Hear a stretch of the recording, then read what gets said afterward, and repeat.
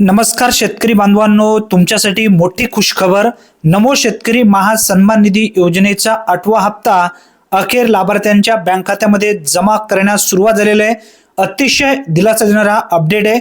जर तुम्ही नमो शेतकरी महासन्मान निधी योजनेच्या 8व्या हप्त्याची प्रतीक्षा करत असाल तर हा व्हिडिओ आवर्जून नक्की शेवटपर्यंत पहा। विधान भवनेमध्ये दिनांक 25 मार्च 2026 रोजी नमो शेतकरी महासन्मान निधी योजनेचा 8वा हप्ता राज्यातील शेतकऱ्यांच्या बँक खात्यात थेट जमा करण्यात आला आहे।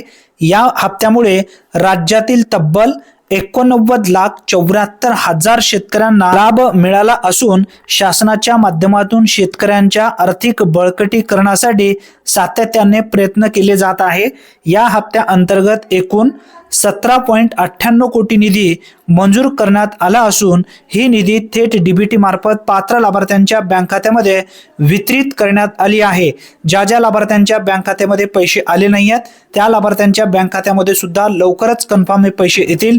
अनेक दिवसापासून जो प्रश्न रखडलेला होता तो अखेर मार्गी लागलेला आहे। नमो शेतकरी महासन्मान निधी योजनेचा 8वा हप्ता थेट डीबीटी मार्फत पात्र लाभार्थ्यांच्या बँक खात्यामध्ये आता ट्रान्सफर करण्यात आलेला आहे।